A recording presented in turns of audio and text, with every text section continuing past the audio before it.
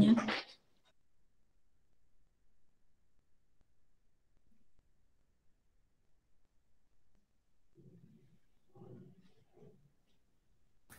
Lavínia. Oi, apresenta a tela aí, por favor. Vou apresentar, peraí. Meninas, vocês poderiam ligar a câmera de vocês? Aqui para mim não está aparecendo. Para se apresentar.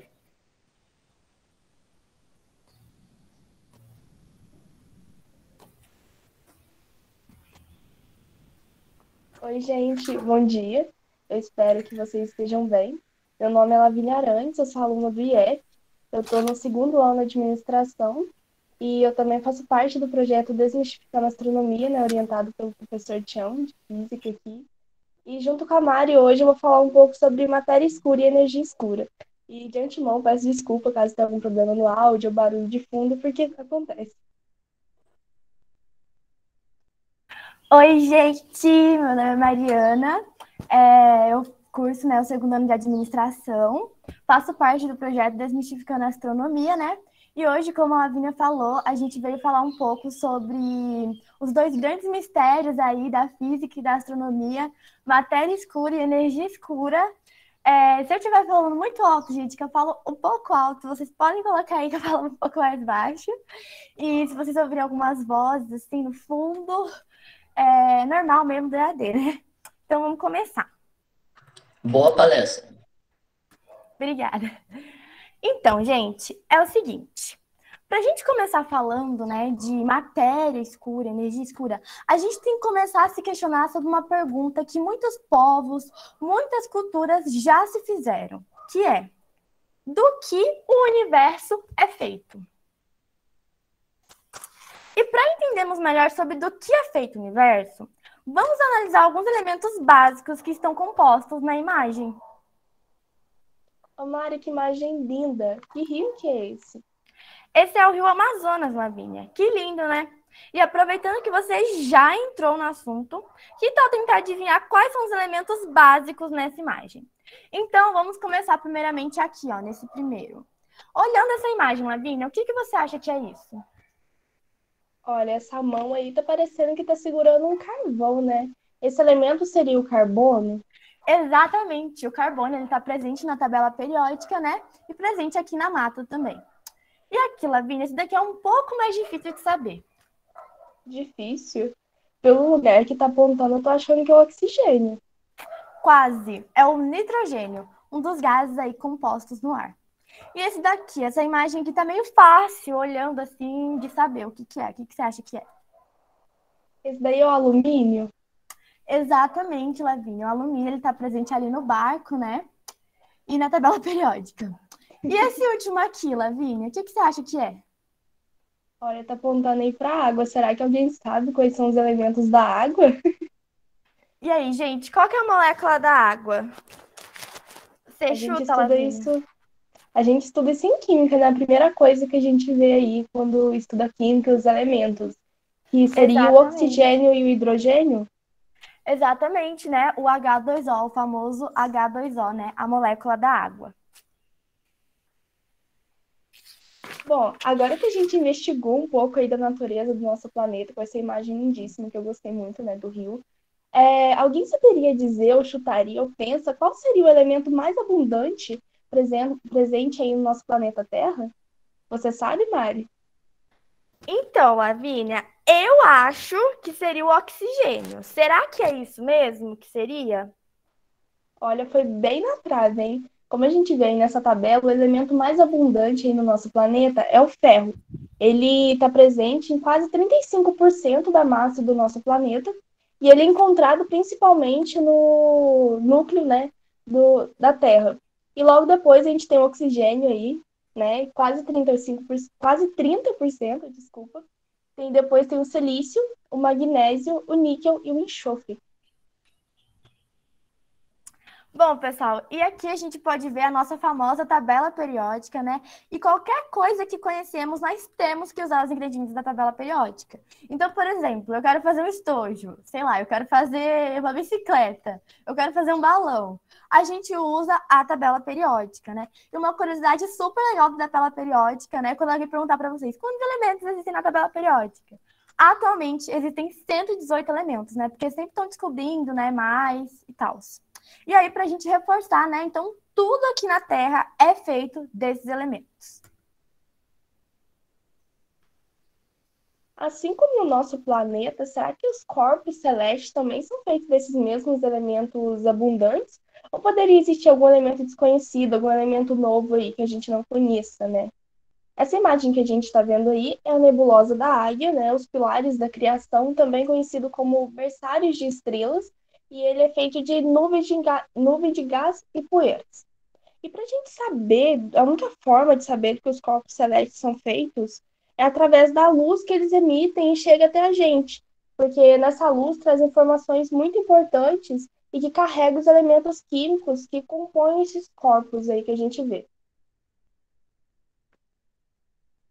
E a espectroscopia, ela é uma técnica em que a gente pode pegar essa luz das estrelas e dos corpos celestes que chegam até a gente e analisar o seu espectro. Quando a gente decompõe essa luz através de um prisma, a gente vai ver o comprimento da onda, né? Que é essa imagem que a gente está vendo. A gente vai ver como se fosse um arco-íris e vai ter alguns risquinhos, algumas linhas que parecem código de barras, né? E é quase literalmente código de barras, já que vai trazer as informações necessárias aí para a gente saber do que eles são feitos. Porque essas linhas são os elementos químicos presentes nos corpos celestes. E para a gente saber qual elemento químico que essa linha representa, a gente vai analisar o espectro de cada um, e cada elemento químico vai emitir um risquinho. Aqui, por exemplo, a gente tem aí o espectro do Sol, e a gente sabe que o Sol ele tem carbono. Mas como descobriu isso? Analisou, né, o espectro que o carbono emite ali e analisou com base aí no comprimento da onda. Digamos, um exemplo, que esse risquinho aí, o D, a letra D, esse risquinho, seja do carbono. Então, a gente sabe que no Sol ele é composto por carbono. Bom, e quando a gente acaba analisando esse espectro, a gente descobre os elementos químicos mais abundantes no universo. E Lavínia, qual elemento você acha mais abundante no universo? Acho que tentar adivinhar um elemento abundante da Terra é fácil, mas do universo que é tão grande, não faço ideia, viu? Então, primeiramente, a gente tem o hidrogênio, né, que é 74%, e o hélio, 24%. E os dois formam mais de 98%, né, dos elementos químicos mais abundantes aí no universo. E uma curiosidade super legal sobre ele é que esses dois elementos, eles são os mais simples e leves da tabela periódica. E todos os demais, 2%.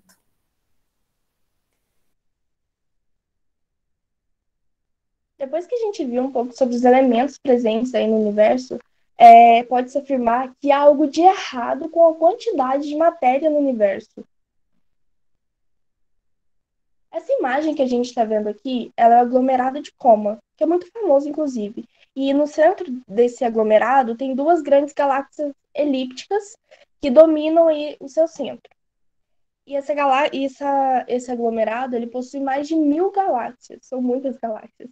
E a principal pergunta feita sobre a estabilidade gravitacional de Coma é: qual que é a velocidade média das galáxias? E a gravidade gerada por essa matéria luminosa, ou seja, a matéria visível, ela é suficiente para manter todo esse aglomerado unido, estável? Essa pergunta ela foi feita pelo Fritz Zwick, que é um astrônomo suíço famoso e muito importante. E a partir dessa pergunta, desse questionamento, o Fritz ele começou a observar e a medir a velocidade que essas galáxias estavam orbitando no aglomerado. E ele percebeu que essas velocidades elas eram extremamente exageradas, pois elas eram inconsistentes com essa massa total desse aglomerado. Ou seja, a velocidade das galáxias elas são altas o suficientes para elas saírem do aglomerado, já que a massa observada é 10 vezes menor do que a necessária para manter o aglomerado estável. Mas como explicar a diferença entre as massas observadas no aglomerado de Coma e aquelas previstas para mantê-los em equilíbrio? Existem algumas hipóteses, né? E a primeira delas é que haveria uma nova teoria gravitacional, ou seja, tem uma nova teoria aí para explicar isso. A segunda delas é que as velocidades estão sendo estimadas erroneamente, ou seja, que talvez esses cálculos feitos poderiam estar errados, porém a gente vai ver mais um pouco isso mais para frente. E a terceira hipótese é que há um novo tipo de matéria exótica no universo. Bom, até 1933 ali, acreditava que os objetos astronômicos, eles eram feitos somente da matéria visível, da que podemos ver, né? E depois dos seus estudos, o Fritz ele criou uma nova teoria de que haveria uma espécie de matéria que ela não emite luz e que ela só pode ser detectada gravitacionalmente. E ele postulou essa nova matéria exótica de matéria escura. E uma curiosidade histórica legal é que alguns meses, um ano antes de Fritz, na década de 1932, Jean Oort ele estudou o aglomerado de Virgem, que é esse que a gente pode ver na imagem, e esse aglomerado ele tem aproximadamente 2.500 galáxias. E o Oort ele demonstrou que essa massa era insuficiente para mantê-lo gravitacionalmente unido. E ele, assim como Fritz, encontrou esse mesmo problema.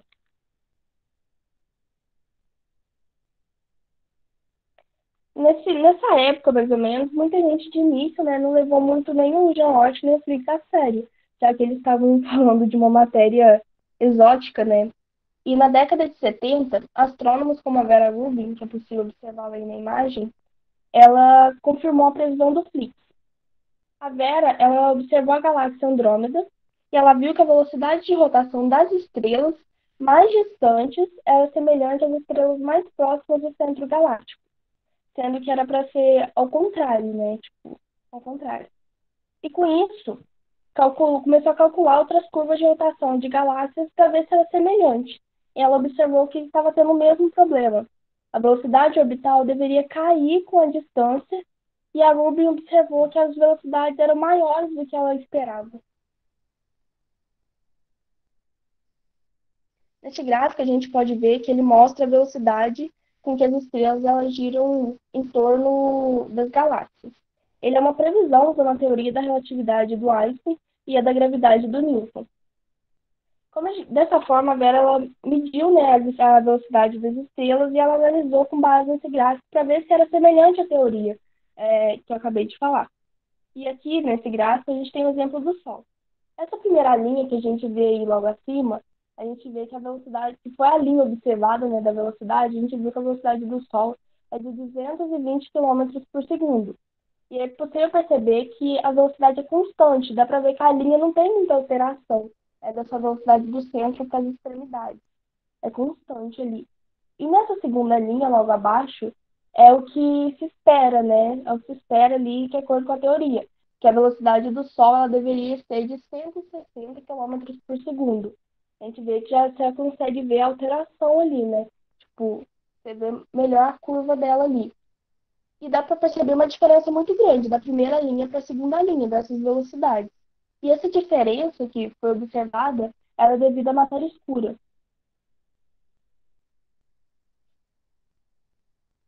E aqui a gente pode ver um pouco sobre a distribuição da matéria escura em torno das galáxias. As galáxias elas estão submersas em um grande halo de matéria invisível, né, que é a matéria escura. E a distribuição dessa matéria ela deve ser esférica e a densidade dela deve diminuir a partir do centro, ou seja, tipo, o centro geralmente é onde se concentra mais a matéria. A quantidade total da matéria escura é de 5, 7 a 10 vezes a quantidade da matéria visível.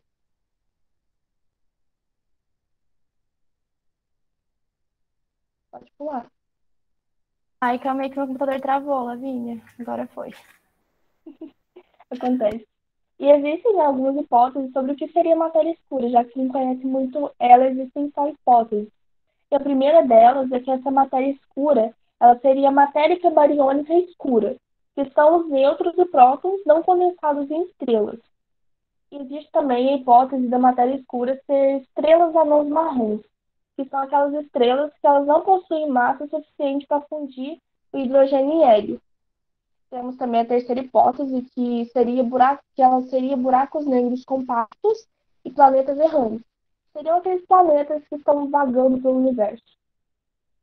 E a última hipótese, que talvez seria a mais utilizada sobre o que seria matéria escura, é que ela seria uma matéria exótica, que não emite qualquer tipo de radiação e a estrutura dela interna é completamente desconhecida.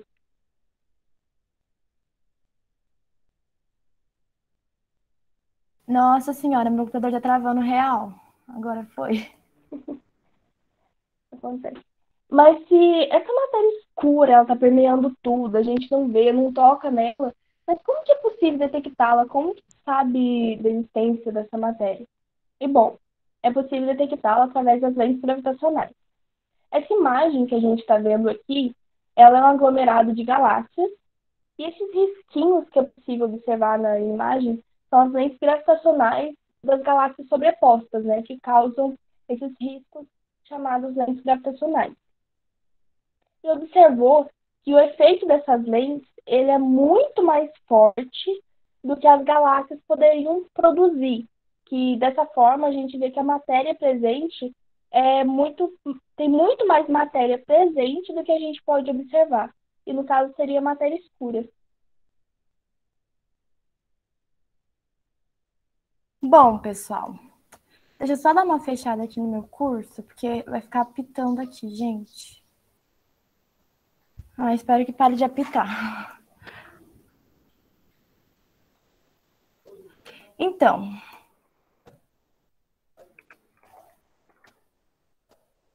pessoal, mas há um grande mistério no universo. Então, para a gente entender um pouco melhor sobre isso, o século XX ele foi extremamente importante para a cosmologia e para a física, porque foi neste século que descobriu a existência de galáxias. E também foi nesse século que ocorreu uma outra importante grande descoberta, que é o universo ele está em expansão acelerada. E é isso que a gente vai entender mais para frente. Em 1929, o Hubble ele acaba estudando um pouco mais sobre o universo e acaba descobrindo a existência de galáxias. E aí, ele acaba analisando o espectro dessas galáxias mais próximas da gente. Como, por exemplo, aqui, né? Que é como se fosse a digital delas, né? Então, o espectro dela. Aí, percebe-se que os espectros, eles apresentam um deslocamento mais para o vermelho, né? Então, ele acaba analisando esses espectros dessas galáxias e aí ela acaba apresentando esse deslocamento mais para o vermelho. E aí, em 1929, ele acaba concluindo que o universo está em expansão. Mas o que tem a ver um deslocamento para o vermelho com o universo em expansão? E é isso que a gente vai ver mais para frente. Então, gente, existe uma coisa chamada efeito Doppler. Então, para a gente entender melhor um pouco sobre isso, vamos imaginar que a gente foi num observatório. Estamos lá no observatório. E aí a gente quer analisar uma galáxia em repouso. A gente quer observar uma galáxia em repouso. E aí, quando a gente acaba analisando essa galáxia em repouso, a gente quer saber, a gente decide estudar o espectro dela. E aí a gente vê que o espectro dela está mais ou menos aqui, ó, no verde, aqui, quase pro amarelo e tal. Aí, a gente tem uma segunda observação. A gente quer imaginar essa galáxia se aproximando da gente. Então, a gente está lá no observatório e a gente quer imaginar essa galáxia se aproximando da gente. E aí, a gente também quer estudar o espectro dessa galáxia. E aí, se a gente for estudar o espectro dessa galáxia, ela vai estar mais ou menos aqui, ó, para um azul. Então, essa galáxia está se aproximando da gente, e se a gente for observar o espectro dela, ela vai estar mais para um azul. E o comprimento de onda dela é menor e a frequência é maior. Agora, vamos imaginar uma terceira observação. Vamos imaginar que a gente está lá no observatório, e aí a gente quer ver uma galáxia agora se afastando da gente. E aí, quando a gente acaba vendo essa galáxia se afastando da gente, a gente também quer analisar o espectro dela. E aí, se a gente for analisar o espectro dela, né, a gente vai ver que vai estar mais ou menos aqui para um vermelho. Então, ela vai estar mais deslocada aqui para um vermelho, né? E o comprimento de onda dela vai estar maior e a frequência... O comprimento de onda dela vai estar maior e a frequência vai estar menor. né? Então foi assim que Hubble descobriu que o universo está em expansão, né? Analisando as galáxias e o espectro delas. Aí aqui a gente tem um gráfico, né? Então o que Hubble ele fez? Ele pegou lá a galáxia 1. E aí ele pegou e fez a distância, analisou a distância e a velocidade de rotação delas. E aí ele pegou a galáxia 2 e colocou a distância e a velocidade de rotação delas. Galáxia 3, a mesma coisa. E aí ele foi observando que fazia uma linha que meio constante, linear. E aí o que ele observou com isso? Ele observou que quanto mais longe a galáxia está da Terra, mais rapidamente ela vai se afastar de nós. E aí, por essa linha preta aqui, né, quando ele estudou as galáxias, ele acabou tendo uma fórmula aí, né, ele acabou criando a fórmula Lei de Hubble, que é a velocidade de recessão, que é igual a constante de Hubble, vezes distância entre a galáxia e o observador. Nossa, gente, peço desculpas aqui, eu já fechei o curso, mesmo assim, as mensagens ainda estão rodando e estão fazendo barulho. Então, aqui, para a gente entender melhor, a gente tem um gift, né? Aí aqui a gente tem um espectro e aqui é como se fossem as galáxias. Aí, gente, deixa eu esperar voltar aqui para o início. Aí aqui a gente está para o azul, tem a galáxia de perto. Para o verde, a galáxia de longe, aqui para o verde. Para cá, a galáxia vai estar mais longe ainda.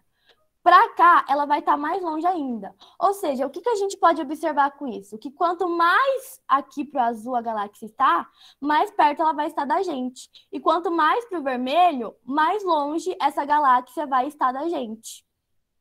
Então, é exatamente isso que o Hubble observou, né? O espectro dessas galáxias.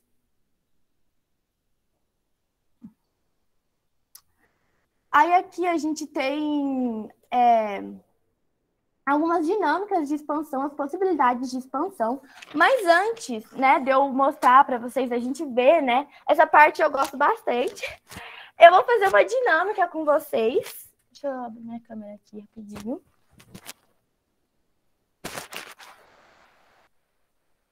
Ai, obrigada, Emanuel. Então, é o seguinte. Deixa eu abrir minha câmera aqui. Eu tenho aqui um balão. Aí, gente, o que a gente vai analisar com isso? A gente vai analisar esse balão aqui. Aí vai ser o universo, tá? Balão universo. E aí, esses pontinhos brancos aqui, ó, eles são as galáxias. Aí, o universo, ele tá em expansão, então ele tá expandindo, né? Aí, gente, essa parte é meio desastrada, tá? Então, assim, espero que o balão não estoure na minha cara, nada disso, entendeu? E aí, o universo vai começar a se expandir, então...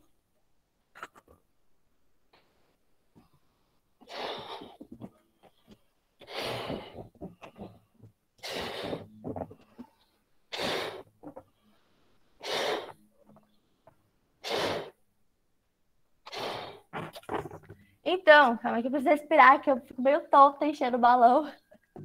Então, o universo, ele se expandiu, gente. E aí a gente pode perceber que antes as galáxias, elas estavam mais juntas. Então, se antes era 1 centímetro, por exemplo, entre elas, a distância, agora a gente pode ver que é muito mais, sabe? Então, é exatamente isso, né?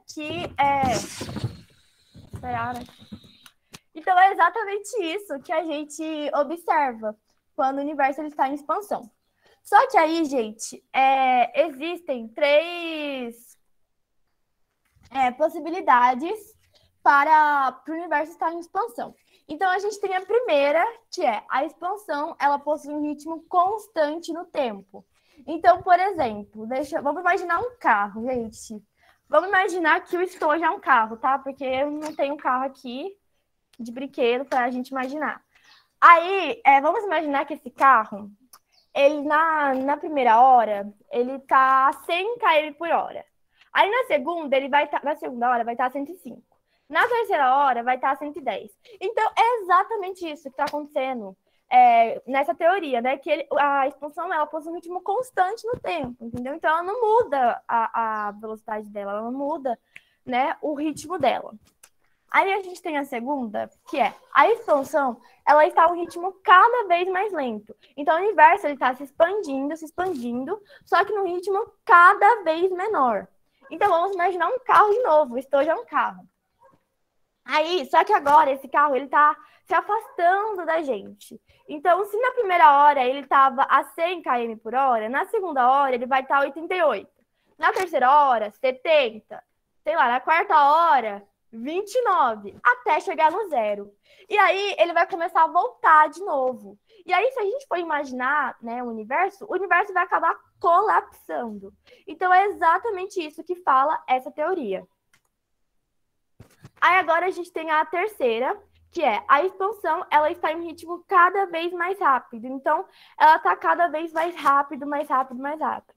Então, vamos imaginar um carro de novo, porque eu gosto desse exemplo, né, gente? É um exemplo legal, assim, para a gente falar. Então, vamos imaginar que esse carro agora, ele está vindo muito rápido, muito rápido. Aí, na primeira hora, ele está a 100. Aí, na segunda hora, 200. Na terceira hora, 400. Na quarta hora, 560. Então, é exatamente isso que a teoria fala. O universo está se expandindo em um ritmo cada vez mais rápido. Olha que loucura. Essa teoria eu acho assim, meu Deus, gente. E aí, em 1998, a partir dos estudos das supernovas, né, descobriu que a última teoria estava certa. Então, a expansão, ela está em um ritmo cada vez mais rápido. Então, ela está acelerando, acelerando, acelerando e acelerando. Só que aí aqui mostra bastante, eu gosto dessa figura. Que aqui, ó, no início mostra, né, o início do universo, aí ele se expandindo, se expandindo, se expandindo. Só que aí, gente, vem uma dúvida, né? Qual que é essa dúvida? Tipo assim, qual que é a causa dessa aceleração? O que está causando essa aceleração no universo? E aí, os estudiosos acreditam que tem uma força, né, uma energia escura que está causando essa expansão no universo. Só que daí vem outra dúvida. O que é isso, gente? O que é essa energia escura?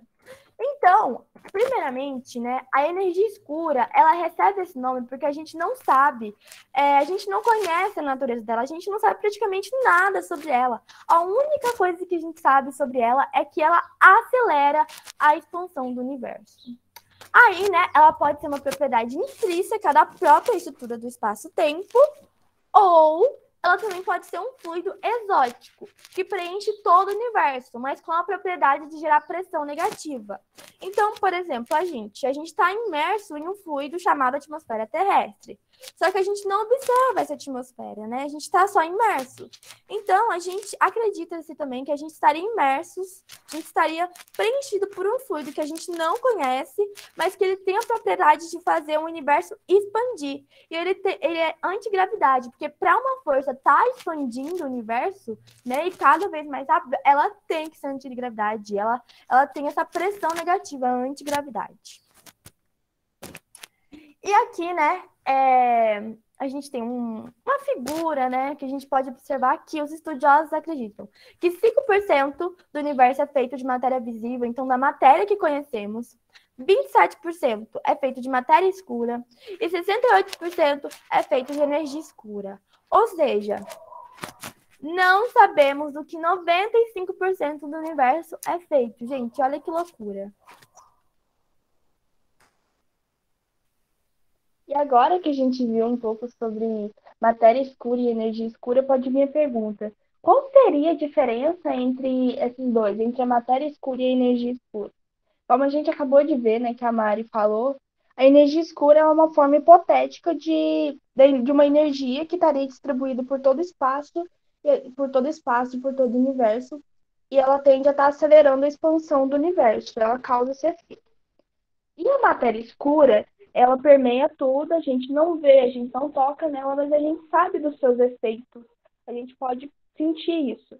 E o fato das galáxias, elas não terem a mesma velocidade, é uma comprovação indireta da existência da matéria escura.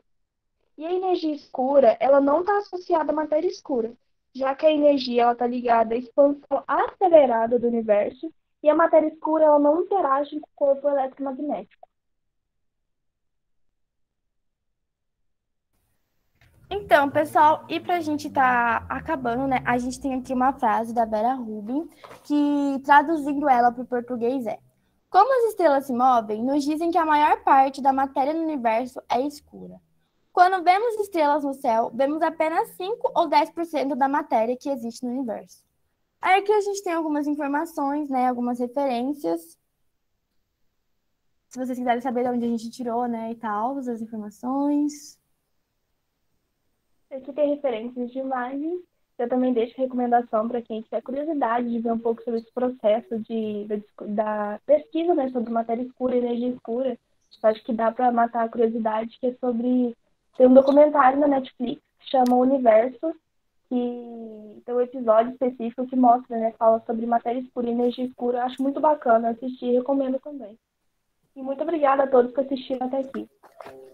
Muito obrigada, pessoal. Espero que vocês tenham gostado. Alguma pergunta?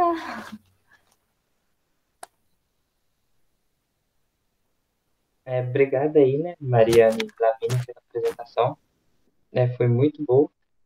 E o pessoal aqui deixou algumas perguntas aqui no chat. Eu vou lê-las aqui agora. O Gustavo Henrique, ele perguntou qual que é a distribuição da matéria escura no universo.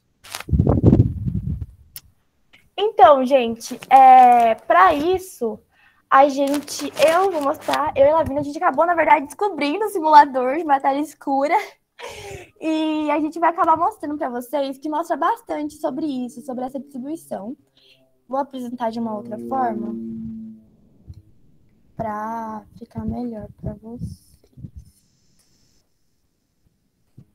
Ó. Já até aparece aqui.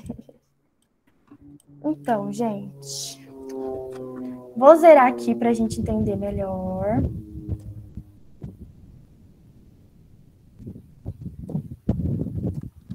Esse simulador é muito legal. É o seguinte, vamos imaginar aqui o sistema solar, tá? Para a gente dar um início. Aí, vamos imaginar que aqui no centro é o Sol. Então, eu vou só para dizer que é o Sol ali, sabe? De vermelho. Aí, aqui é Mercúrio, aqui é Vênus, aqui é Terra. E aí, gente, a maioria da massa, né, ela tá concentrada aqui no centro. Aí, por exemplo, Mercúrio, para ele não acabar, né, se chocando ali com o Sol, ele tem que girar rápido. Vênus, Terra, ali, né? Então, o que a gente pode perceber com isso? É que as velocidades que estão mais, os planetas que estão mais perto do centro, né, aqui do Sol, eles têm que girar mais rápido. E os que estão aqui, eles têm que girar mais devagar, né? Isso que a gente observa. Aí agora, vamos imaginar que isso daqui é uma galáxia.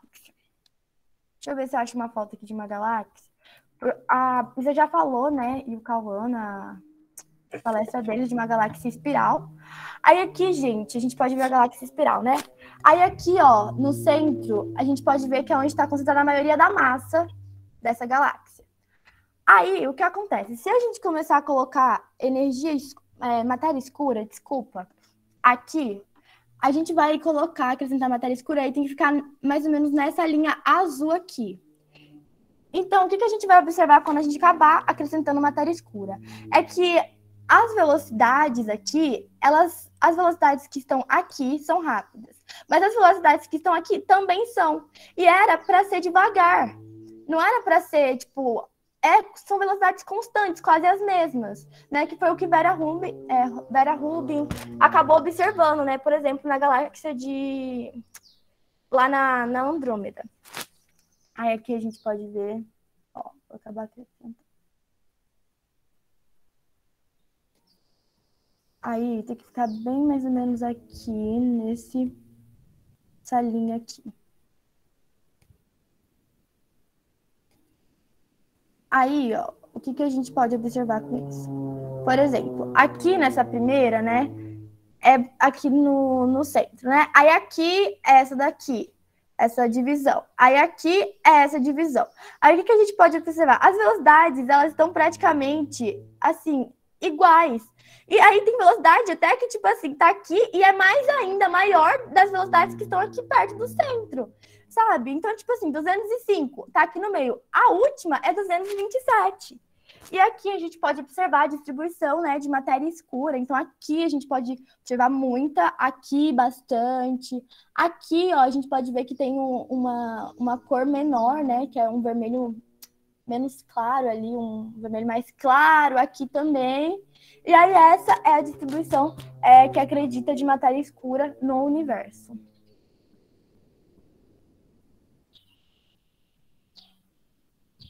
E o Jonathan Procópio, ele perguntou, como que descobriram a matéria escura no universo?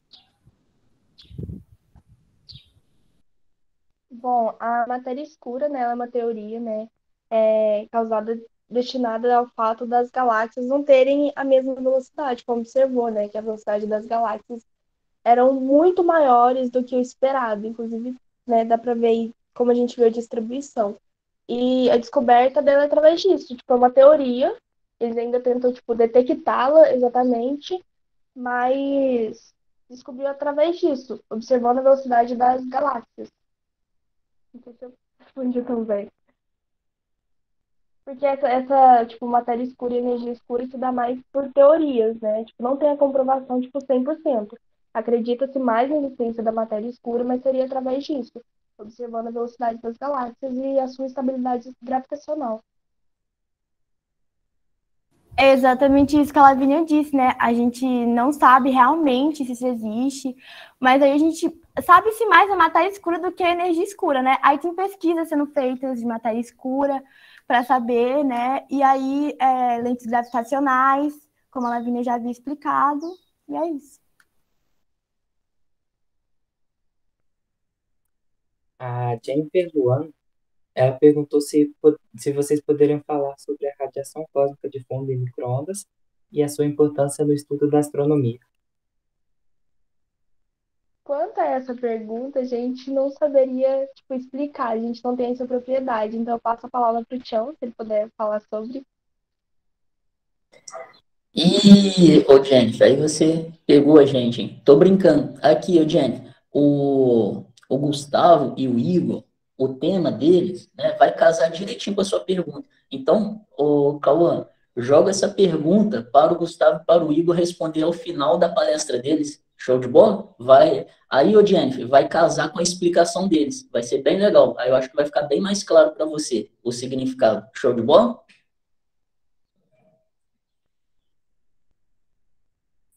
O João Pedro Mendes, ele perguntou ele perguntou, as bostas do universo já não estavam na velocidade da luz? Então, como ela estaria acelerando? Olha, a única coisa que eu posso dizer sobre essa pergunta é que em 1978, como eu havia falado, né, pelos estudos das supernovas, acabaram descobrindo que o universo está em expansão acelerada. Agora, sobre isso da borda e tal, eu passo a palavra para o Tião também, porque eu não tenho muito conhecimento. Ah, quem perguntou, Cauã? João Pedro Mendes. Ah, ô João, aqui, o que que acontece? Se você fala borda do universo, você diz que existe algo além do universo. Perfeito? Então, não existe esse conceito na física para gente, porque o universo é o tudo. Então, ele não tem uma borda, né? Você não vai conseguir chegar num lugar e falar, acabou o universo. O que a gente detecta é o seguinte, o universo pode ser finito, sem nenhum problema, ok? Mas isso não quer dizer que ele existe uma fronteira, tá bom? Por exemplo, uma esfera, ela é finita. Você pode calcular qual é a área de uma esfera, o volume de uma esfera, perfeito? Ela é finita. Mas se você vive na superfície da esfera, você pode dar quantos giros você quiser nela. Você não chega nunca ao final da esfera. Então, a esfera é finita, porém ilimitada. E é desta maneira que nós concebemos a ideia de universo. Ele pode ser finito, mas ele é ilimitado. Perfeito. Então, morre a questão da fronteira do universo. Agora, como que nós sabemos se o universo está em expansão ou não? analisando, né, a distribuição de velocidade das galáxias pelo universo. Então, você aponta seu telescópio para uma galáxia, conforme a Mari, a Lavínia, opa, tem gente chegando aqui, conforme a Mari e a Lavínia disseram, né, você aponta seu telescópio e mede essa velocidade através, né, da observação do espectro, né, que chega aqui para a gente, o espectro de luz. Aí você analisando esse espectro, você consegue determinar através do efeito Doppler se ela está se afastando da gente, se ela está se aproximando ou se nada está ocorrendo, né? Se ela está lá paradinha. Enfim, o Hubble observou que elas, né, na sua grande maioria, né, fora do grupo local de galáxias, elas possuem uma velocidade de dispersão, né, se afastando da gente, igualzinho o balão que a Mari utilizou como exemplo. Então, assim que nós conseguimos saber que o universo está em expansão. Show de bola? Galerinha, deu 10 minutinhos aqui das perguntas, a gente, né, deixa estas, Cauã, eu vi que eu acho que tem mais perguntas, para lá o nosso final de interação com o público. Show de bola? Então, eu gostaria de agradecer muito aqui a Mari e a Lavínia, né? Com essa galerinha assim apresentando essas palestras aí, vocês nem precisam mais de professor de física, isso daí ficou claro. E, enfim, né? Muito obrigado, eu gostei muito. A palestra de vocês foi super didática e esclareceu bastante. E todas as dúvidas, galerinha, que vocês tiverem aí, tá bom? Podem ir colocando no chat. E aí, lá no final, a gente, né, deixa aqui livre para vocês ligarem os microfones, a gente interagir mais e a gente bater um bate-papo aí sobre astronomia, cosmologia de um modo geral, viu? Mari e Lavínia, querem, né, se despedir aí da galerinha, agradecer? Então, gente, pode começar, Lavínia, depois eu falo. Não, tranquilo. Queria agradecer a todo mundo que ficou até o final pelas perguntas. A gente vai responder no final, como o Tião falou. Agradecer o carinho de todo mundo. Espero que tenham gostado e que tenha estimulado essa curiosidade, né? Por esses dois temas aí que ainda causa bastante intriga, né? Tipo, curiosidade sobre matéria escura e energia escura. Foi muito legal estar aqui. E obrigada. Gente, é isso aí. É muito legal. Espero que vocês tenham gostado da palestra. Espero que a gente tenha feito uma dinâmica legal aí com vocês. Espero que a gente tenha feito vocês pesquisarem um pouco mais sobre matéria e energia escura. Eu lembro no iniciozinho, quando eu comecei a pesquisar desse tema. Gente, eu achei que ia ser um tema, sei lá, meio que eu não ia gostar. Mas, nossa, hoje eu vejo, eu procuro pesquisa sobre, eu gosto muito desse tema. Depois, se vocês quiserem me chamar para a gente conversar mais, eu amo conversar sobre matéria e energia escura, podem chamar. E aí a gente vai conversando, falando de astronomia, gente. E é isso aí, espero que vocês tenham gostado. Show de bola, meninas. Obrigadão aí, né? Galerinha, então vamos fazer, né, aquele nosso intervalo de 5 minutinhos, 9h30, né, 9h31 aí, nós retornamos. Não esqueçam de preencher a lista de presença, tá bom? O formulário de presença para esta palestra agora, que acabou de ocorrer. Eu vou colocar no chat aí de novo. Até daqui a pouquinho, tá bom? Com a palestra Universo. Até mais. Beba uma água aí e retornamos.